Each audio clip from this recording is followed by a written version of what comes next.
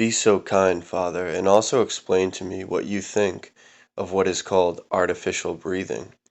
Believing it is useful, I practice it according to the instructions of the yogis, namely, after breathing in the air, I hold it for a certain time, and then slowly exhale it. Perhaps this also should not be done? The dervish, seeing my attitude towards his words had completely changed, began to be more in sympathy with me and explained the following. If you harm yourself with your way of chewing food, you harm yourself 1,000 times more by the practice of this breathing. All the exercises in breathing, which are given in books and taught in contemporary esoteric schools, can do nothing but harm. Breathing, as every sane thinking man should understand, is also a process of feeding, but on another sort of food, air, just like our ordinary food, entering the body and being digested there, disintegrates into its component parts, which form new combinations with each other as well as with the corresponding elements of certain substances which are already present. In this way those indispensable new substances are produced which are continuously being consumed in the various unceasing life processes in the organism of man. You must know that, to obtain any definite new substance, its constituent parts must be combined in exact quantitative proportions.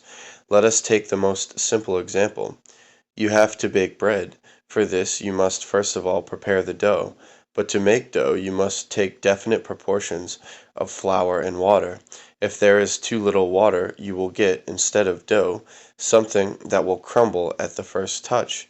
If you take too much water, you will simply get a mash, such as is used for feeding cattle. It is the same in either case. You will not get the dough necessary for baking bread. The same thing occurs in the formation of every substance necessary for the organism. The parts composing these substances must be combined in strict proportions, both qualitatively and quantitatively. When you breathe in the ordinary way, you breathe mechanically. The organism, without you, takes from the air the quantity of substances that it needs.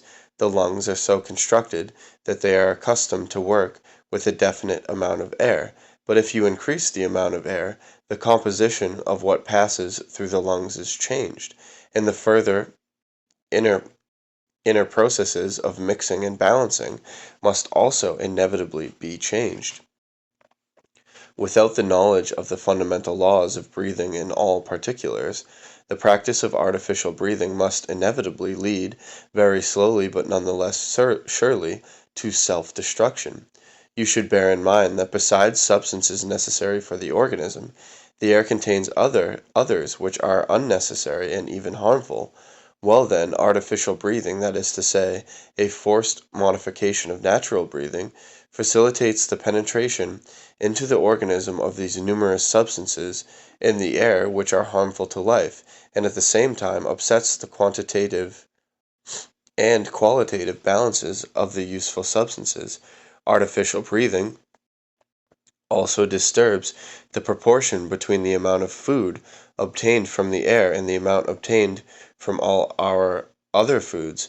Hence, on increasing or diminishing the intake of air, you must correspondingly increase or diminish the amount of other kinds of food, and to maintain the correct proportion you must have a full understanding of your organism. But do you know yourself so well? Do you know, for example, that the stomach needs food not only for nourishment, but also because it is accustomed to taking in a certain quantity of food? We eat chiefly to gratify our taste and to obtain the accustomed sensation of pressure which the stomach experiences when it contains this particular quantity of food. In the walls of the stomach there branch out what are called wandering nerves, which, beginning to function when there is not a certain pressure, give rise to the sensation we call hunger. Thus, we have different hungers, a so-called bodily or physical hunger, and, if it may be so expressed, a nervous or psychic hunger. All our organs work mechanically, and in each, owing to its nature and habits, there is created a special tempo of functioning, and the tempos of the functioning of different organs are in a definite relation to each other. So there is established in the organism a certain equilibrium, one organ depending on another. All are connected. By artificially changing our breathing, we change first of all the tempo of the functioning of our lungs, and as the activity of the lungs is connected, among other things, with the activity of the stomach, the tempo of the functioning of the stomach is also changed, at first slightly, then more and more.